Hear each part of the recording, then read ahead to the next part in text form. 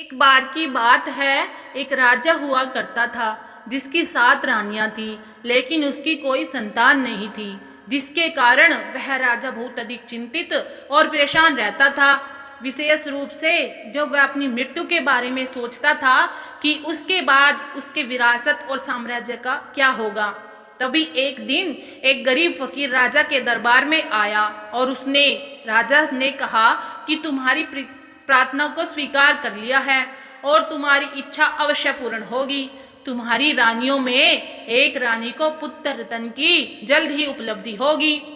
जब उस राजा ने फकीर के वादे को सुना तो वह असमित बहुत अधिक प्रसन्नता की उसके पास कोई सीमा नहीं रही। उसने आने वाले उपयुक्त अवसर की तैयारी के लिए अपनी सभी प्रजाओं को साथ में अपने साम्राज्य को तैयार करने का हुक्म दे दिया। इस बीच 7 रानियां शानदार विशालय में रामपूर्वक अपने सैकड़ों दासियों की सेवा में रहती थी। उनके हृदय को तृप्त करने के लिए हर प्रकार के स्वादिष्ट पकवान और मिठाइयों की भी बहुत सुंदर व्यवस्था की गई थी। अब राजा को शिकार करने का बहुत अधिक शौक था। एक दिन अपने शिकार पर जाने से पहले उनकी रानियों ने राजा के पास संदेश भेजा और कहा कि मेरे स्वामी, आप हर तरफ शिकार करने के लिए जाना, केवल उत्तर दिशा में मत जाना, क्योंकि हमने एक बहुत बुरा स्वप्न देखा है जिसके कारण हमें बहुत अधिक भय है कि आपके साथ उत्तर दिशा में कुछ बुरा हो सकता है। राजा ने उन सब की चिंताओं के कारण उनकी विनती को स्वीकार कर लिया और उसने अपनी रानियों से वादा किया कि वह उत्तर दिशा में शिकार करने के लिए नहीं जाएगा और उसने दक्षिण दिशा की तरफ से शिकार करना शुरू कर दिया। लेकिन उसका दुर्भाग्य उसके साथ चल रहा था। उसको बहुत अधिक समय गुजर गया और उसे उस दिशा में कोई भी शिकार नहीं मिला। यद्यपि वह निपुणता से शिकार करने में असभ्य था, ऐसा ही उसके साथ पूर्व और पश्चिम दिशा में भी हुआ, क्योंकि वह एक महान शिकारी किस्म का एक खिलाड़ी राजा था। उसने निश्चय किया कि खाली हाथ अपने महल में वापस नहीं जाएगा।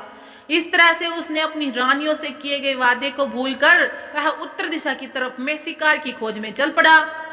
इधर भी सर्वप्रथम शिकार करने में असफल रहा। फिर उसने शिकार को आज बंद करके महल में वापस जाने का विचार कर रहा था, लेकिन आखिर में उसे इस दिशा में शिकार करने का मौका मिला।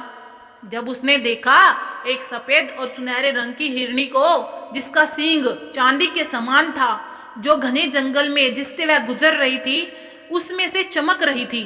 राजा ने जैसे ही उसको गुप्त रूप से देखा, जब वह आगे चली गई, तुरंत उसको मारने के लिए अपनी मृत्यु इच्छा के साथ एक बार फिर से तत्पर हो गया।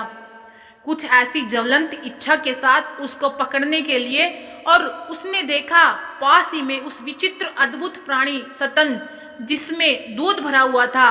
उसने तत्काल अपने सिपाहियों को आदेश दिया कि इस घने जंगल के इलाके को चारों तरफ से घेर लिया जाए। इस तरह से राजा के सिपाहियों के द्वारा बनाए गए घेरे में वह हिरनी आ गई।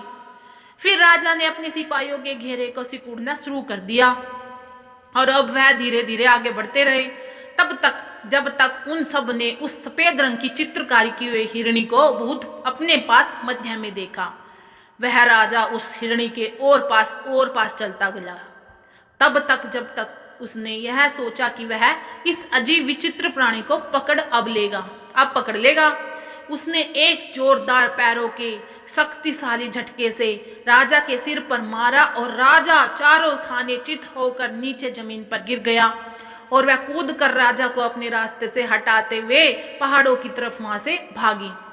सब कुछ भूलकर राजा खड़ा होकर अपने घोड़े को तैयार किया और उस पर सवार होकर तुरंत उसके पीछे भागा।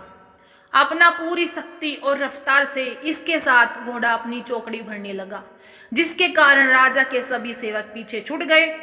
उस सफेद हिरणी को धोखते हुए इससे पहले इतना अधिक शिकार के पीछे वशीभूत नहीं हुआ था। कुछ समय में ही राजा ने अपने आप को एक संकीर्ण घाटी में पाया जहां से निकलने का रास्ता नहीं था। तब राजा ने अपने घोड़े की लगाम को खींचकर उसको खड़ा किया। उसके सामने एक घटिया किस्म की झोपड़ी थी। राजा ने उसके अंदर देखा, क्योंकि राजा इस लंबी असफल लक्ष्य की यात्रा में घोड़े की सवारी के बाद बुरी तरह से थककर पसीने पसीने हो रहा था। राजा उस झोपड़े के अंदर गया और पीने के लिए पानी की मांग की। एक वृद्ध औरत झोपड़ी के अंदर बैठकर अपने चरखे पर ऊन को काट रही थी। उसने अपनी पुत्री को बुलाते हुए राजा के अनुरोध का उत्तर देते हुए कहा और तुरंत भीतर के कमरे से एक युवती बहुत अधिक प्यारी और आकर्षक, सफेद चमड़ी और सुनहरे बालों वाली आ गई। राजा को बदनाम झोपड़े में इतनी खूबसूरत लड़की को अपनी नजर से देखने पर आश्चर्य हुआ। उस लड़की ने जब राजा के मुंह की तरफ पानी से भरे मग को लगाया तो राजा ने पानी पीते हुए उस लड़की की आंखों में देखा और फिर वह निश्चित हो गई। वह लड़की कोई और नहीं, वह वही सफेद हिरणी थी जिसकी सुनहरी सफेद चमड़ी और चांदी जैसे जिसकी सींग थी, जिसके पीछे राजा पड़ा हुआ था, इतनी दूर यहाँ तक पहुंच गया था। उस लड़की के सौंदर्य ने उस राजा पर जादू डाल दिया, जिससे वह अपने झपटनों पर खड़ा हो गया और उस लड़की से विनय करने लगा कि वह उसके साथ वापस उसकी दुल्हन बनकर उसके महल में चले। लेकिन उस लड़की ने केवल मुस्कुराते हुए कहा, क्या वह 7 रानियां जिसके लिए तुम्हारे द्वारा प्रबंध किया जाता है वह पर्याप्त नहीं है? तब राजा ने उसके मना करने को स्वीकार नहीं किया। उसने उससे और अधिक विनय पूर्वक प्रार्थना करने लगा और वह कामना करने लगा कि वह उस दया और रहम को दिखाए, और उसने उससे वादा किया कि वह राजा से कुछ भी मांग सकती है जो उसकी स्वेच्छा हो। उसने उत्तर में राजा से कहा, तुम मुझे अपनी 7 रानियों की आंख को लाकर दे दो और शायद इसके बाद मैं तुम पर भरोसा कर सकती हूँ, जो तुम्हारे कहने का मतलब है। राजा उस जादुई औरत के सौंदर्य पर अत्यधिक मोहित होकर वहां से चल पड़ा और तत्काल अपने महल में पहुंचा, और उसने अपनी 7 रानियों की आंखों को निकालकर उन दुखी तड़पती अबलाओं को उनके महल के तहखाने में डाल दिया, जिससे वह सब भाग नहीं सके। और उन आंखों को लेकर वह दोबारा अकेला उस औरत के पास गया जिसने उस भयानक प्रस्ताव की कामना आंखों की मांग की थी। उस बदसूरत झोपड़े के पास जो सकण घटिया के मध्य में था, जब राजा उसके पास आंखों को लेकर पहुंचा तब वह सफेद हिरणी केवल बहुत तेज से क्रूरता के साथ हंसी उन 14 आंखों को देखकर, और उन सभी आंखों को एक तागे में पिरो दिया, एक हार की तरह से, और उनको अपनी वृद्धा माँ के गले में डालकर अपनी माँ से कहा कि इसको हमेशा गले में पहन कर रखना जब तक मैं तुमसे दूर राजा के महल में रहूंगी। इसके साथ वह राजा के साथ अपने जादू के प्रभाव के कारण उसकी पत्नी बन गई, और राजा ने अपनी 7 रानियों के सारे बहुमूल्य सुंदर बेकीमती आभूषण और सभी कीमतों को उसे दे दिया, जिसके 7 रानियां पहना करती थी, और उनका महल रहने के लिए दे दिया। इसके साथ 7 रानियों की सभी दासियों को उनकी देखभाल के लिए रख दिया गया। इस तरह से उसने वह सब कुछ प्राप्त कर लिया जिसकी उसको कामना थी। अब इसके बाद बहुत जल्द ही 7 कुटित लाचार बेसहारा असहाय रानियां, जिनकी आंखों को निकाल लिया गया था उसके पति राजा के द्वारा, और उन सब को कैद में डाल दिया गया। उनमें से सबसे बड़ी रानी ने एक बच्चे को जन्म दिया। वह बहुत सुंदर लड़का था, लेकिन दूसरी रानियां अपने मध्य उपस्थित बड़ी रानी से बहुत अधिक ईर्ष्या किया करती थी। उसके सौभाग्य को देखकर सभी अप्रसन्न थी, लेकिन पहले वह उस सुंदर लड़के को भी अप्रसन्न करती थी। जब उस लड़के ने यह सिद्ध कर दिया कि वह उन सब के लिए बहुत अधिक उपयोगी है, तब वह सब अब उसको पसंद करने लगी और उसे अपने बेटे की तरह से मानने लगी। और थोड़े ही समय में जब वह उस तहखाने में उधर उधर घूमता तो उसने तहखाने की छत को खरोच खरोच कर एक अतुलनीय कार्य को अपने हाथों से कर दिया। पहले एक छोटा से छिद्र बनाया, फिर उसको बड़ा बनाकर उसमें से घसीट घसीट कर रेंगता हुआ बाहर निकल गया। कुछ घंटों तक गायब रहा और वापिस आया तो अपने साथ कुछ मिष्ठान और खाने पीने का सामान लाया, जिसको समान रूप से बांट कर उसने अपनी सभी 7 अंधी रानी माताओं को दिया। जैसे ही वह बड़ा हुआ उसने उस दीवार के सुराख को और बड़ा बना लिया और वह उस सुराख से हर रोज दिन में 2-3 बार बाहर जाता और आता था और वहां बाहर छोटे बच्चों के साथ खेलता था। सारे दूसरे बच्चे उसको छोटू छोटप कहकर बुलाते थे और उसमें से कोई नहीं जानता था कि यह छोटा बच्चा कौन है, लेकिन हर आदमी उसको पसंद करता था। वह लड़का पूर्ण रूप से बहुत अधिक मजाकिया कलाबाजियों के साथ उसकी हरकतें मस्खरे से भरी हुई थी। बहुत अधिक रूपवान और आनंदित रहने वाला था। वह निश्चित था कि उसे इनाम में बिस्कुट और मुट्ठी भरकर भुने हुए अनाज जरूर मिलेंगे अथवा कुछ मिठाइयाँ या भोजन की सामग्री। जो भी वस्तुएं इस प्रकार की उसको मिला करती थी वह इसे लेकर अपनी 7 अंधी माताओं के पास लाता था, जिसकी सहायता से वह उन सब इस तहखाने में जिंदा रहती थी। जबकि संसार समाज समझता था कि वह सब रानियां भूख प्यास से पीड़ित होकर काफी समय ही तहखाने में मर गई होगी। आखिर में जब वह लड़का बिल्कुल बड़ा युवा हो गया, एक दिन उसने अपना तीर और धनुष लिया और बाहर निकला शिकार खेलने के लिए। चलते हुए अचानक उस महल के पीछे से गुजर रहा था। अचानक उसकी निगाह उस क्रूप सफेद हिरणी यानी कि रानी पर पड़ी, जो शानदार और अतुलनीय थी। उसने देखा कि कुछ सफेद कबूतर महल के संगमरमर द्वारा निर्मित बुर्ज के आसपास उड़ रहे थे। उसने वहीं से अपने तीर धनुष से निशाना साध कर एक सफेद कबूतर को मार दिया। वह कबूतर हवा में चक्कर खाता हुआ उस रानी के करीब खिलड़ी के पास आकर गिर गया, जहां पर सफेद रानी बैठी हुई थी। वह अपने स्थान से खड़ी यह देखने के लिए कि यह कबूतर कैसे मर गया, उसने बाहर खिड़की से देखा और पहली दृष्टि में उसने उस सुंदर लड़के की झलक को देखा, जो अपने हाथों में तीर धनुष को लेकर खड़ा था। उसने अपने जादू की शक्ति से जान लिया कि यह लड़का राजा का है। वह लगभग मर गई स्त्रिया डहां से और थुका और इसके साथ उसने तय किया उसको नष्ट करना है बिना किसी देरी के।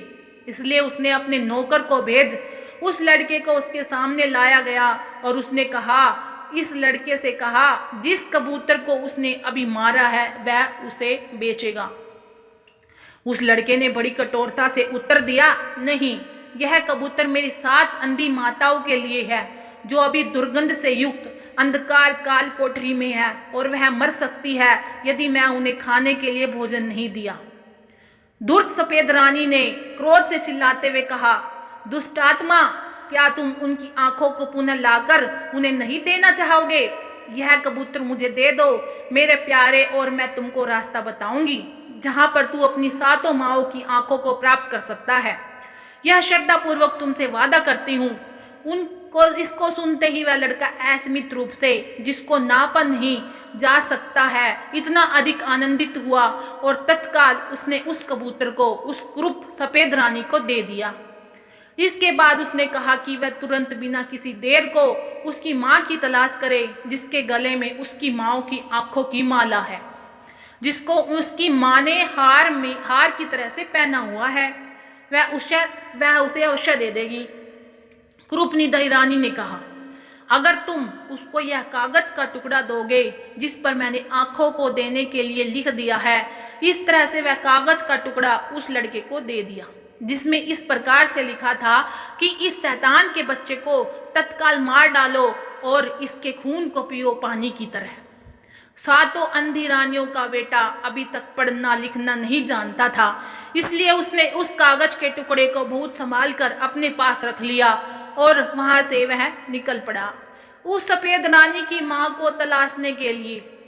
जब वह यात्रा कर रहा था, उसी बीच वह एक ऐसे नगर में पहुंचा जहां पर उसने देखा कि वहां के सभी निवासी बहुत अधिक उदास और निराश थे। फिर उस लड़के ने उन सब से पूछा, क्या बात है, यहाँ सब दुखी और उदास क्यों है? उन सब ने कहा कि यहाँ के राजा की केवल एक संतान है, जो एक लड़की है, और वह किसी से विवाह नहीं करना चाहती। जो भी युवा उसके पास विवाह करने के लिए जाता है वह सबको मना कर देती है। इस तरह से जब उसके पिता की मृत्यु हो जाएगी तो इस राजा और इस राजा की विरासत की कौन देखभाल करेगा? यही सोचकर उस राजा का प्रत्येक निवासी दुखी और उदास है।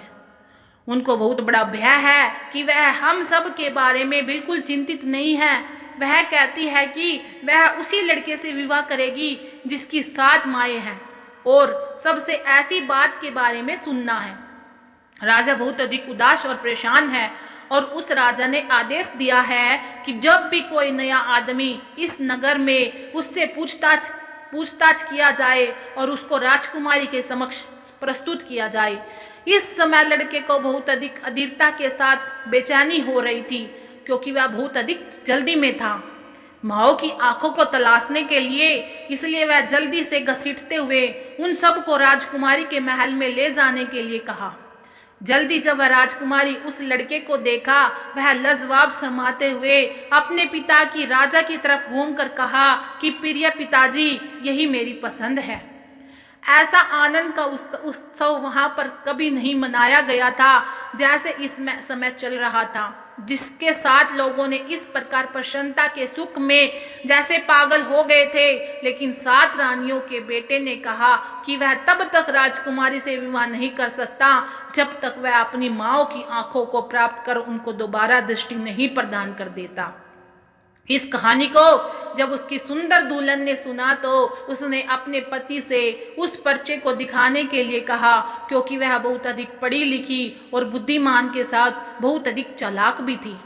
जब उसने विश्वासघाती चालबाजी से भरे शब्दों को पढ़ा तो उसने पहले कुछ नहीं बोली, लेकिन उसने एक उसी तरफ से कागज को टुकड़े को लिया और उस तरफ उसने कुछ इस तरह से लिखा कि इस लड़के का ध्यान रखना और इसकी सारी इच्छाओं की वस्तुओं को दे दो। और उस वह लिखा पर्चा वापस 7 रानियों के बेटे को दे दिया, जो उसके जितना अधिक बुद्धिमान नहीं था, जिसको उसने अपने पास रख लिया। लगभग 1 सालों में वह लड़का उस बदसूरत झोपड़ी के पास पहुंचा जो संकीर्ण घाटियों के मध्य में भी थी, जहां पर उस सफेद जादूगरनी की मां रहती थी, जो एक घिनौनी किस्म की भद्दी औरत थी। जब उसने उस पर्चे को पढ़ा तो अप्रसन्नता पूर्वक भयानक चेहरा बनाया, विशेष रूप से जब लड़के ने उस आंखों के हार को मांगा। कोई बात नहीं, उसने अपने गले से निकालकर उस लड़के को दे दिया और उससे कहा कि इसमें केवल 13 ही है, इसमें एक को मैंने पिछले सप्ताह को दिया है। लड़के को जितनी भी आंख उसको मिली थी वह उसके लिए बहुत अधिक प्रसन्न था, इसलिए वह जितना जल्दी हो सके उतना जल्दी अपने घर पर अपनी माँ के पास पहुंचने के लिए वहां से चल पड़ा।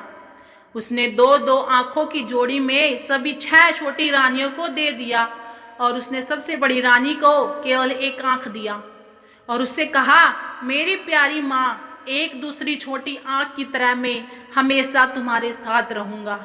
इसके बाद वह स्वयं राजकुमारी के पास विवाह करने के लिए, जैसे कि उसने उसके लिए वादा किया था। लेकिन जब वह सफेद रानी के महल के पास तो उसने फिर महल के बुर्ज पर कबूतरों को देखा और उसने अपने तीर धनुष को निकाला और उससे निशाना साधकर एक कबूतर को फिर मारकर गिरा दिया और वह कबूतर ढिलमुल करता हुआ सफेद रानी के खिड़की के पीछे जाकर गिर गया।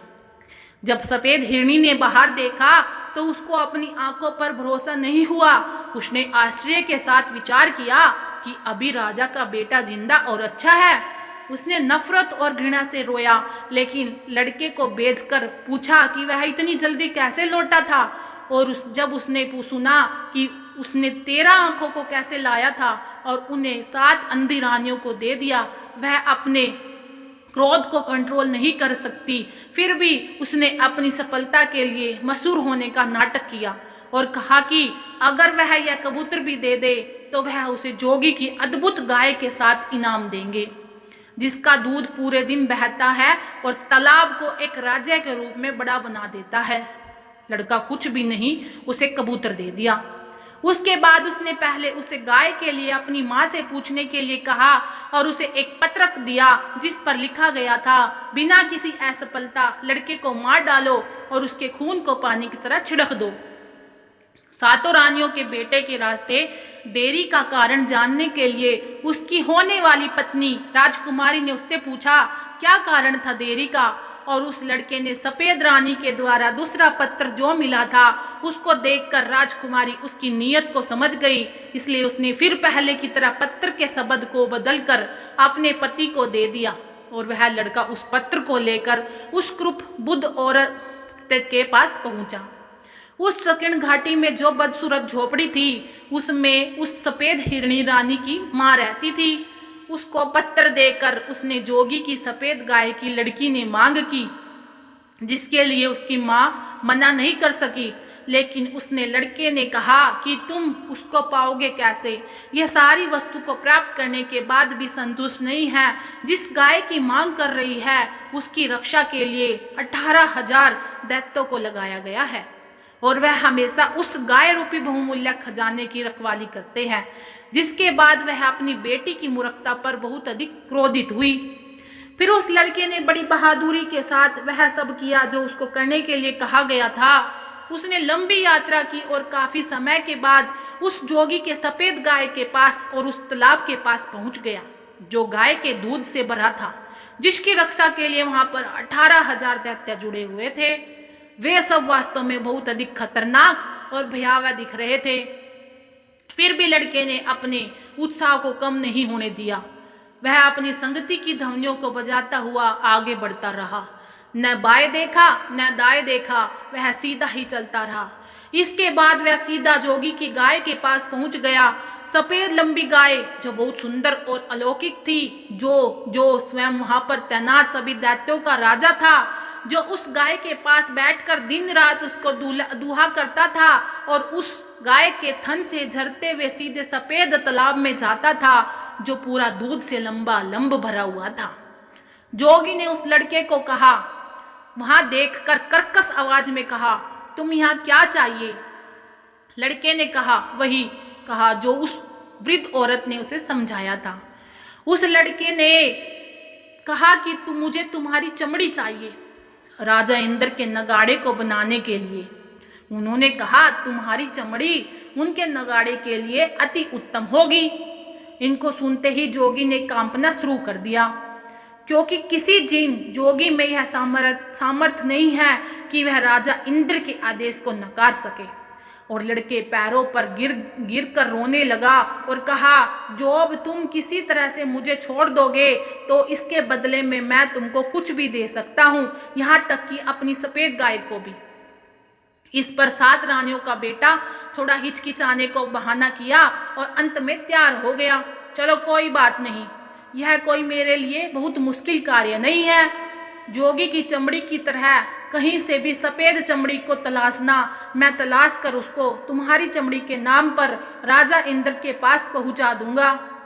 इस तरह से उसने उस सुंदर सफेद गाय को हाँक कर अपने साथ लेकर वहां से चल दिया और वह सारे खड़े होकर उसका मुंह देखते रह गए, क्योंकि उन सबको राजा इंद्र के क्रोध का भूत भय था। उसको लाकर अपने घर पर बांध दिया, जिससे उसकी 7 माँओं को बहुत आनंद हुआ। वह सब उससे सुबह से शाम तक उस गाय का दूध निकालती रहती थी और अपनी जरूरत के हिसाब से दही, घी, मक्खन आदि बनाती थी और दूध को बाजार में बेचने के बजाय उससे मिठाइयाँ बनाकर बेचती थी, जिससे उन सब काफी आमदनी बढ़ गई और वह सब बहुत जल्दी धनी बनने लगे। यह सब आराम पूर्वक जीवन यापन को देख 7 माताओं के बेटे ने हल्के हृदय से राजकुमारी के साथ अपने विवाह बारे में विचार करने लगा। लेकिन जब वह उस सफेद हिरणी के महल के पास से गुजर रहा था, उसने स्वयं को उसके बुर्ज पर उड़ते कबूतरों का शिकार करने से नहीं रोक सका। ऐसा करते ही एक कबूतर उसका शिकार होकर सफेद रानी के महल के खिड़की के बाहर लुढ़कते हुए गिरा, जिसको देखने के लिए सफेद रानी ने अपने